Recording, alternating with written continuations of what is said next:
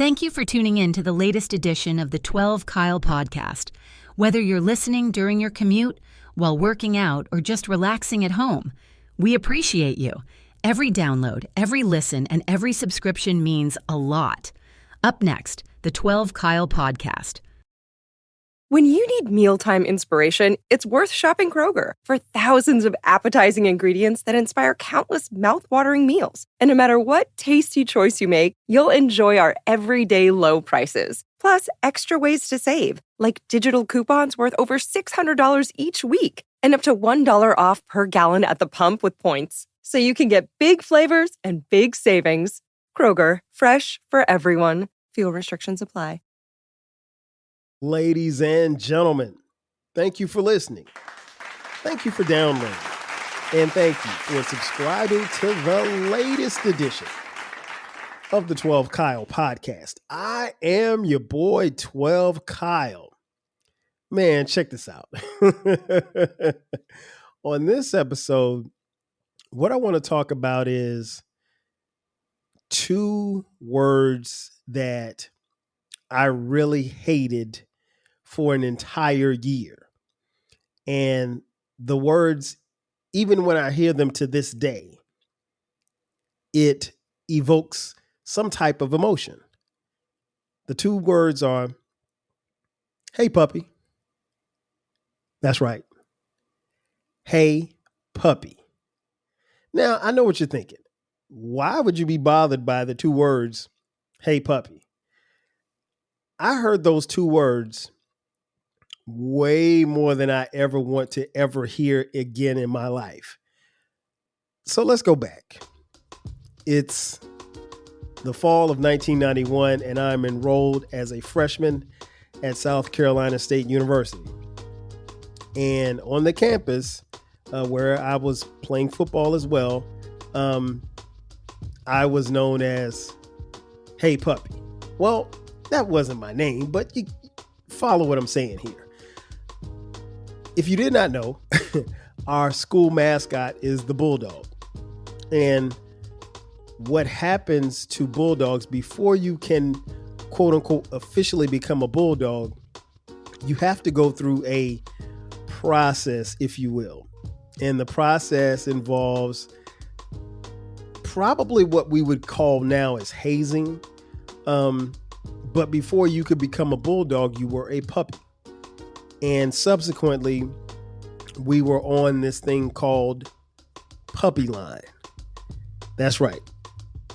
Imagine being in a fraternity or sorority for that matter. And you're given these instructions. You have to do certain things. You can't go anywhere. And if you're by yourself or get caught by yourself, it could be grave consequences. So I want to peel back the curtain a little bit and talk a little bit about some of the things that happened in the fall of 1991 and why I hate the two words, hey puppy. So I get to South Carolina State that summer.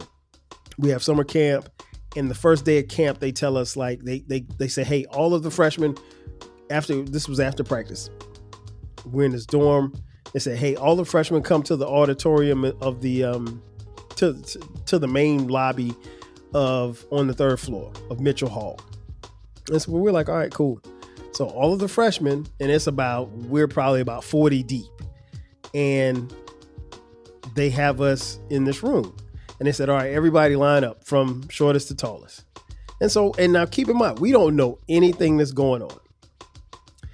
And they say, okay, you are all, I'm going to give you a number. 1, 2, 3, and we count all the way down.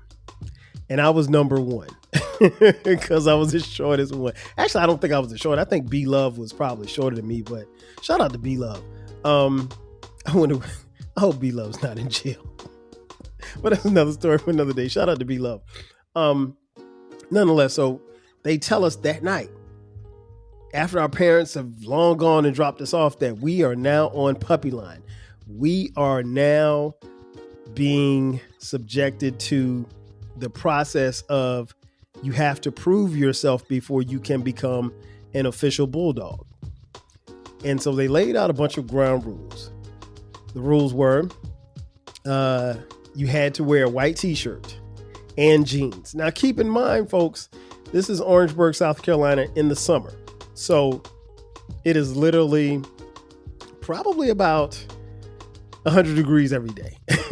So this is August.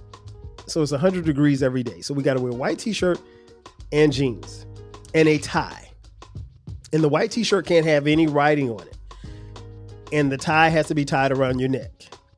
It didn't matter what kind of tie, but it had to be a tie. Now, keep in mind that if you have on a white t-shirt, there's no collar, right? So you had to just tie it around your neck. And you could not talk to girls. And you could not be seen talking. Well, you could not be seen talking to girls. And you could not.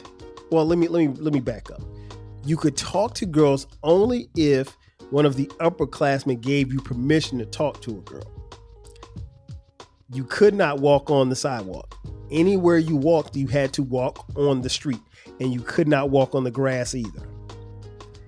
And last but not least, you could not be found alone anywhere on campus by yourself. If so, you would get your hair cut, bald, and possibly your eyebrows as well.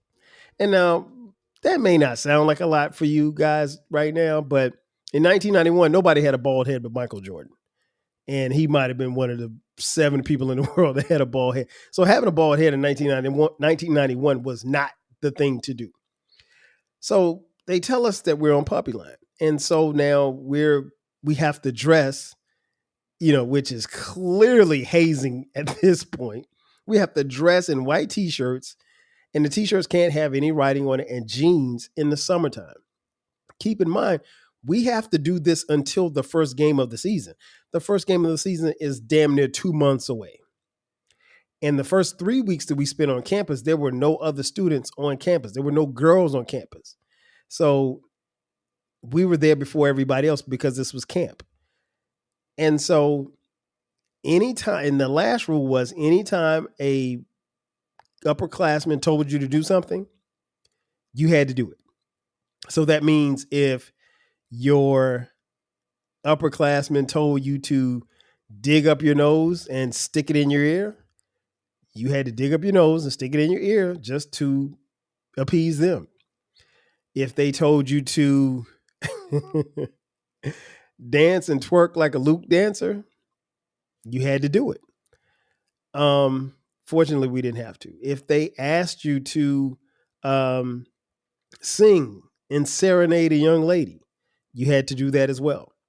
So the way that they would contact us was you'd be walking around and all of a sudden you hear an upperclassman say, hey, puppy, come here, puppy. Like nobody called you by your name. You were puppy. And it didn't matter if you were a freshman that was talented. It didn't matter if you were a freshman that wasn't that good. Everybody got called puppy. And so imagine walking around and then somebody says, hey, puppy, go get my pads from the equipment room. You don't know who he's talking to. He could be talking to you. He could be talking to the guy next to you. And so, let me tell you the other thing that used to piss me off. Okay, so we would go to practice and you come out of practice. Now here's the thing. The puppy line didn't exist when we were in the locker room or on the practice field. Didn't exist. So you were back to being a civilian, right? And so you could kind of maneuver around. You had some privileges or whatever. But once you left the locker room, once practice was over, it was back to being a puppy. So if you walked, and that was another thing too. I'm sorry, another rule. You couldn't be in a car. You couldn't drive a car. You could be in a car, but most upperclassmen didn't give you a ride. So you could be in a car, but you could not drive yourself. Very few of us had cars anyway because we were freshmen. But you couldn't walk on the grass. If you were caught walking on the grass or walking on the sidewalks, you would get your hair cut. So we had to, they treated us like dirt, right? And this is interesting because if you were a freshman playing football, your senior year of high school football was just a year ago. So you were really, really dope for you to be playing college football. And so you go from being the man at your high school to now being subjected to these primitive ideas of being adopted into a football fraternity. But this is what the plan was. And you couldn't complain about it because every class came before you did the same thing. So you didn't want to be no punk, right? So, hey puppy got called a lot. So imagine you've gone to practice, it's 100 degrees, you practice, and now we've got what they call two-a-days. So you have a practice in the morning and a practice in the afternoon. So you've gone through the morning practice, you made it, you made your way to the cafeteria, you're getting ready to sit down and get something to eat, and somebody says, "Hey puppy, go get me some Gatorade." You had to literally get up. I mean, like, it didn't matter if you were eating your food. You had to literally get up and go get that upperclassman some Gatorade. Somebody said, "Hey puppy, go get me some eggs." You had to go get them some eggs. He said, "Hey puppy, go get me some orange juice." You had to do whatever they told you to do, right? And so this went on for the better part of 2 months. And when I tell you it was hell, it was hell. It's funny looking back on it now. And I do remember one instance where a former team, a teammate of mine who shall remain nameless, Calvin Colson, we came into a room and he said, "Hey, can anybody sing?" And so I looked around. I said, "Yeah, I can sing." And so he said, come here, puppy." I was puppy number one. So he said, "Hey, puppy number one, come here. He's like, "Sing something for me." So I sang "Let's Chill" by Guy. Easy song to sing, right? And I thought I was getting props for being able to sing "Let's Chill." And so later on that day, so he listens to me. He's like, okay, you're good. And so he's like, "Go get back in line." So I get back in line. So later that day, we had a meeting at the front of the campus, and we're walking through. And by this time, the girls are on campus. All the students are on campus. And we had these two twin dorms at the front of the campus, Bradham Hall and Manning Hall. And we had to walk in between those two dorms to get to our meeting. And so as we're walking through, or shall I say stomping through, because they had us doing steps like we're in the military, all the girls start coming out of the dorms and they're hanging out, and some are out of the window, some of them are on the steps, some of them are just chilling. And so Calvin says, "Hey, puppy number one, come here. See that girl over there? I want you to go sing to her." I can't tell him no. And so I go over to the young lady and I sing "Let's Chill." And she's blown away. She's like, I mean, she wasn't about to faint or anything, but she was enjoying, my serenade. I was a little bit embarrassed, but I did the song and I moved on. And so according to the upperclassmen, when you're on puppy line, it gives them a chance for the young ladies to recognize you and for you to get props. I don't know if and when this was going to happen, because it didn't feel like it, because it felt like we were humiliating ourselves, but it worked. But puppy line was different. It was different. And I distinctly remember one day, my fellow freshman brothers, they left the caf and they were headed to practice to our facility. And they left headed to the locker room. I don't know why. I was behind, right? And so I just ate my food and I left. And it didn't dawn on me until I got outside, like, I'm really out here by myself. And not only was I out there by myself, but I was walking on the sidewalk. And it didn't even dawn on me. I mean, like, I wasn't even thinking. I was just trying to get to the stadium. And I see a black car pull up beside me, and a window and with a really, really dark smoke tinted windows. The window rolls down and it's an upperclassman. And he said, "Oh, puppy number one, you out here by yourself? Oh man, and you on the sidewalk?" He's like, "Come to room 105 tonight at 10 o'clock. So I'm like, man, I got to go to this room. So I go to the room that night and they cut my hair. They didn't cut my eyebrows, but they cut I literally had a bald ass head. And it wasn't cool. And I mean, like, I could rock a baldy, but I mean, listen, folks, at the time, that was another thing that we couldn't do as freshmen. As puppies, you couldn't have facial hair. None. So the first day, they cut your mustache and they cut your beard. Now, me, young 12 Kyle, I didn't have much of a mustache. In fact, my mustache was very, very similar to a football game. I had 11 hairs on one side and 11 hairs on the other side, like offense and defense. So I had to do that. So now I don't have any facial hair, and now I got a bald ass head. My head looks like a melon. And so I wasn't happy. I wasn't happy. I was ready to fight. But, you couldn't do anything. It was like, what was I going to do? Fight the whole team? So nonetheless, you eventually get to the first game. And by the first game, you're off puppy line and you officially become a Bulldog. Still a very traumatic experience for me. And I only thought of this because shout out to the homie Rodis Live podcast. Rodis was talking about his freshman year at Jackson State. And this definitely inspired me to talk about this on this episode. But I tell you what, let's take a quick commercial break. And on the other side of the break, I'll tell you what happened beyond puppy line. Because just because you became a puppy doesn't necessarily mean life got any easier. Sit tight. We'll be back in just a second. Are you feeling nostalgic for the golden eras of rap and soul music? If so, tune in to the Rap Soul Podcast. We are your weekly journey through the 80s, 90s, and 2000s, spotlighting the music and the hidden gems that shape the soundtrack of our lives. From the powerful beats to the soulful melodies, we bring you the best of the past with fresh insights and stories.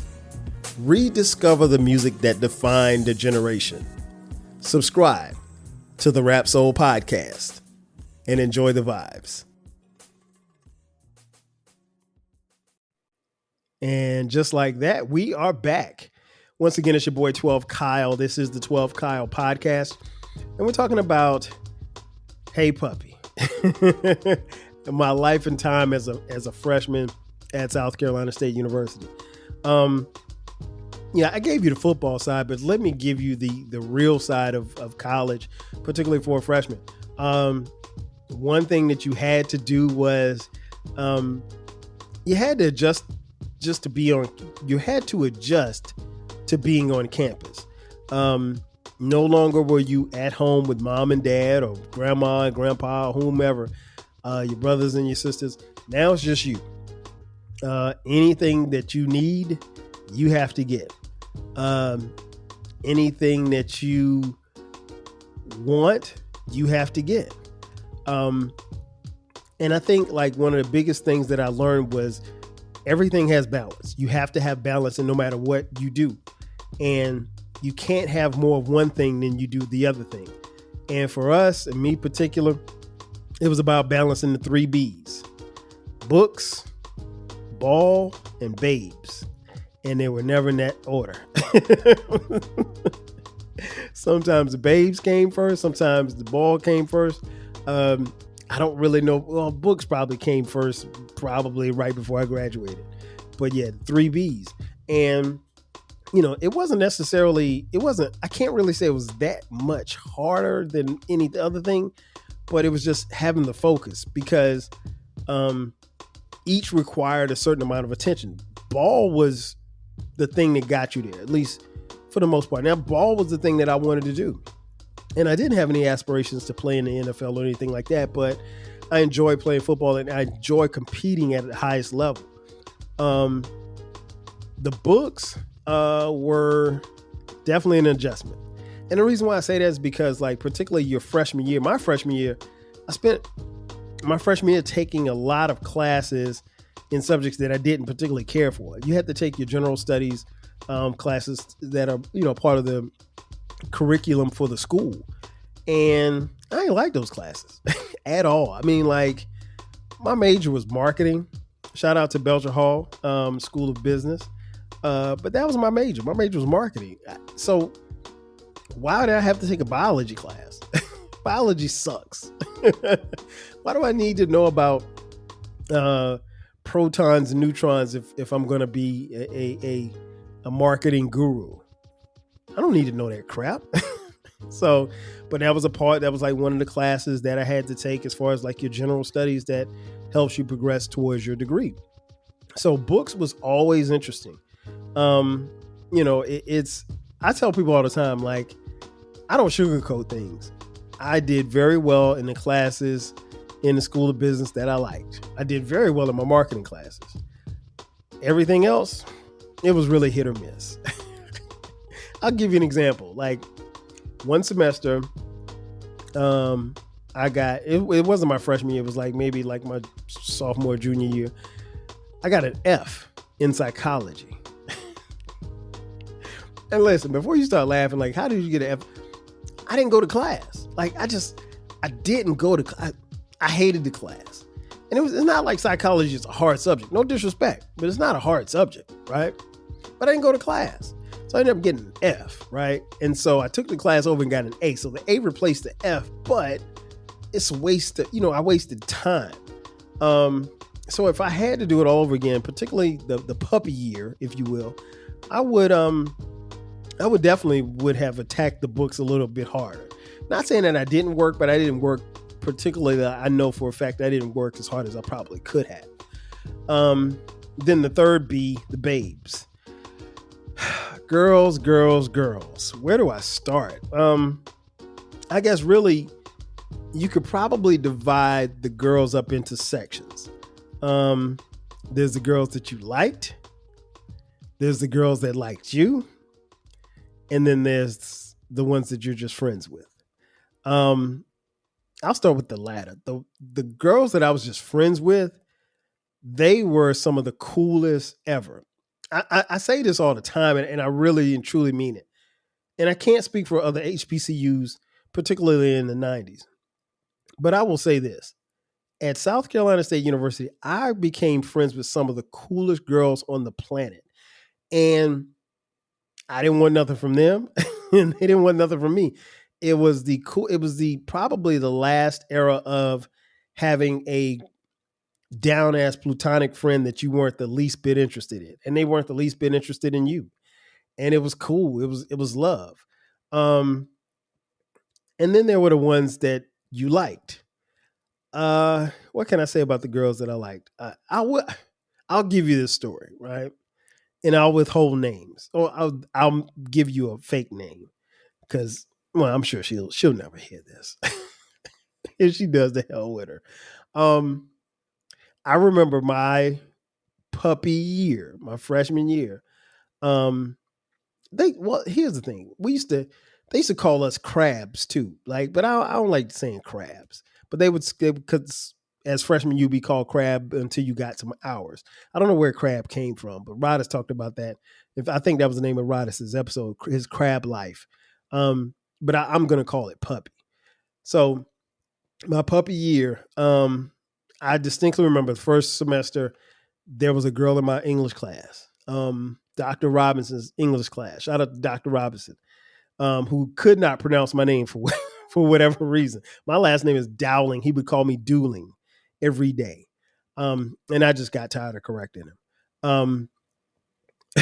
Anyway, so I like this girl and she's in my class. Her name is Stephanie. So I like Stephanie. So me and Stephanie, we're on the phone and stuff. We're talking on the phone in our dorms, not our cell phones, because there were no cell phones, kids. And so I'm liking Stephanie. I think she's real cool. And I distinctly remember there was we went to a party. And I remember I was standing on the wall at the party. And my homeboy, let's call him Reggie. Reggie walks in and me and Reggie are chopping it up. And I see Stephanie on the dance floor. And I'm like, oh, and I'm looking at her. She's kind of looking at me and we're kind of making these googly eyes or whatever like that. And then she turns around or whatever. And so I elbow my boy Reggie, and I'm like, yo, Reg. I was like, man, I'm moving in on that one right there, man. I'm moving in on that one. And I'm thinking like, I've been putting in this time on the phone and everything. You know, I walked through the class a couple of times. Like I'm courting, like, cause that's what I know what to do. Right. And Reggie leans over to me. He's like, her? He's like, Stephanie? I said, yeah. He's like, oh man, I smashed her 2 weeks ago. What? You did what? He's like, I slept with her 2 weeks ago. Listen, I was crushed. And listen, I wasn't on the ain't no fun if the homies can't have none. Because I was trying to set her up to be my girl. And when I found out the homie smashed, couldn't do it. And I think, this is just my theory, I really and truly think that to this day, I think she turned around on the dance floor because she saw Reg talking to me. I really and truly think that. And now keep in mind, she didn't owe me anything. She didn't owe me an explanation. She wasn't my girl. I was setting it up for her to be my girl, but I was, macking and hanging on the phone with her and stuff. So I was a little disappointed. Well, actually, I was crushed. So, and here's the funny thing. I never told Reg like I was feeling her like that. I was like, yeah, Reg, I'm moving in on that. He said, oh yeah. He's like, man, you can get that. Man, I smashed. And I was like, what? I was like, you sure? He's like, yeah, man. It's like, 2 weeks ago. Yeah. And he told me like where they were and everything. So I was like, oh, well. And what's funny is like, I've seen Stephanie over the years. I almost slipped up and called her name. I've seen Stephanie over the years, and she will not speak to me. And I don't speak to her either. I stopped speaking to her probably shortly after that semester. And she told a mutual friend, like, I don't understand why Kyle won't speak to me. And I haven't spoken to her. And well, here's the thing. I was upset back then, but then when I would see her, I just wouldn't speak. And so now, some 30 years later, if I saw her, I mean, like, I would speak now, but I don't even know if she would speak back because she probably feel like I was being an asshole. So yeah, there's the girls that you like, and then there's the ones that like you, because sometimes girls like you and you ain't feeling them the same way. And I had that happen a couple of times in my puppy year. And without going into any detail, I'll just say this. There were two that I can think of that like me, but I didn't really like them like that. And, I just figured out like it'd probably be cool for me just to be cool with them and not lead them on. And I was upfront and honest, but like, I don't think they got the hint. So I just stopped talking to them. And nothing happened. It never got to first base. So it was what it was.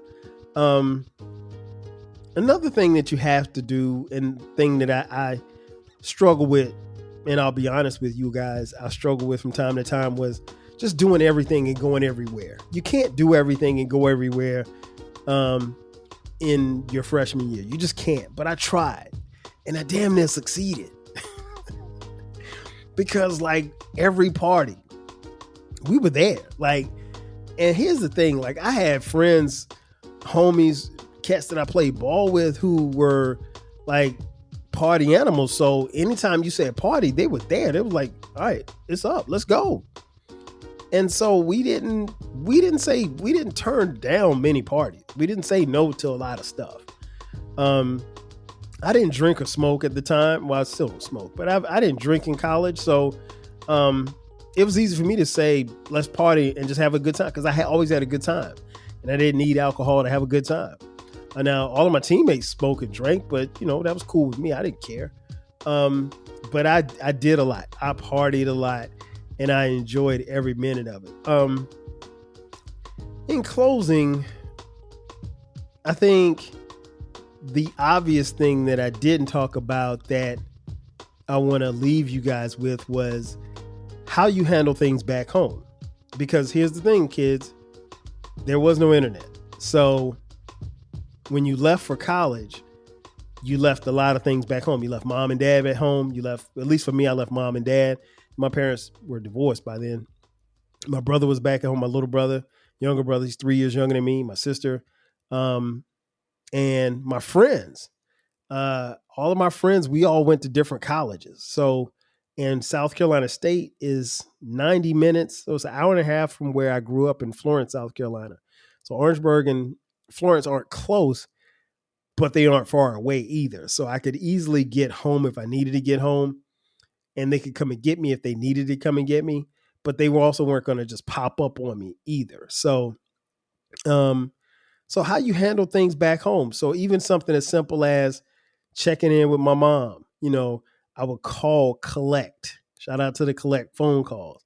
I would call collect on Sundays and we talk. We wouldn't talk long, but and that's the thing. Like I never, I probably could ask her now, but I never asked her how much she worried, or if she worried at all, about, because we didn't talk. It's not like, when my oldest two sons went to college, this cell phone call or text away. So I miss them because they're not in the house, but I don't have the same feel as if I dropped them off and didn't see or hear from them for another, 30 days. Like it was that kind of time frame. So we would talk on the phone briefly. I would call, collect, and talk to my brother. For me, the biggest thing to maintain that I worried about was my friendships, because again, all of my friends went to different schools and I have a very unique and very close set of friends. So like I worried about those relationships. And if I couldn't maintain those relationships, I don't know how things were going to be, because I didn't know how good I was going to be as far as making friends at South Carolina State University, because I truly feel like I had enough friends in life before I ever set foot on that campus. Now, I will say this much. I've met some people and gained some friends, brothers and sisters who, will be with me my lifetime and the next lifetime. And I'm very thankful for them. And I didn't envision that. I don't know that you can, when you're starting out as a freshman, as a puppy on the yard. But that was very important to me, for those friendships to still be intact, and they were. And we did whatever we could. We wrote letters, from time to time. From time to time, we call each other when we could. And we always look forward to the holidays because we knew everybody was going to be home. And, we had a couple of homies go to the military, but for the most part, we all went to different colleges. And so it was always good to get back together with the crew. So for me, if I could maintain the crew, everything else would be cool, as long as I didn't lose my friends. Because I could, in my mind, I could lose anybody else I went to school with as far as friendships, because those friendships didn't really matter as much. I didn't really want to lose my crew. But yeah, those are the things you dealt with back home.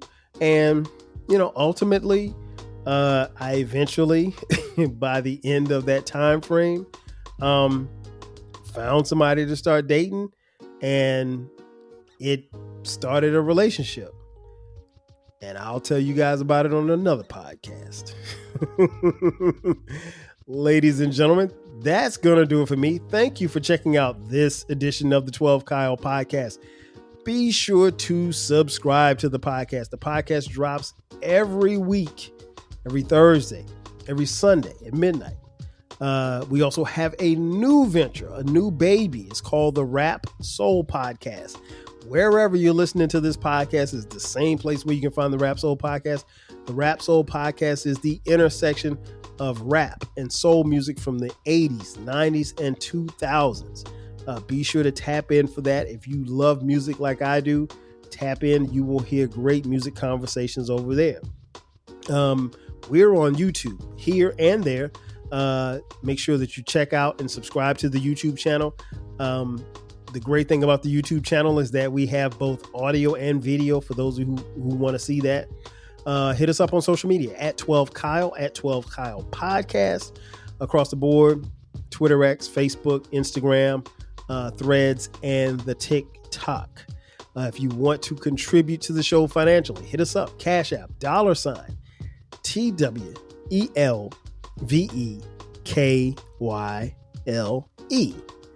As well as if you look in the description box, there is a link that says merch. Click that link and you can purchase, 12 Kyle Podcast t-shirts, hoodies, and coffee mugs like the one that I'm showing right here for the YouTube audience. Appreciate you. Again, that's going to do it for me. I am your boy, 12 Kyle. I'll catch you guys next time. 5,000. Cheers. When you need mealtime inspiration, it's worth shopping Kroger for thousands of appetizing ingredients that inspire countless mouth-watering meals. And no matter what tasty choice you make, you'll enjoy our everyday low prices. Plus, extra ways to save, like digital coupons worth over $600 each week and up to $1 off per gallon at the pump with points. So you can get big flavors and big savings. Kroger, fresh for everyone. Fuel restrictions apply. Thanks again for listening to this episode of the 12 Kyle Podcast. If you enjoyed this episode, make sure that you hit the subscribe button and share this podcast with a friend who needs the 12 Kyle Podcast in their life. Every listen, every download, and every share helps us grow. Thanks for being a part of the 12 Kyle Podcast community. We appreciate your support. We will catch you next time. 5,000.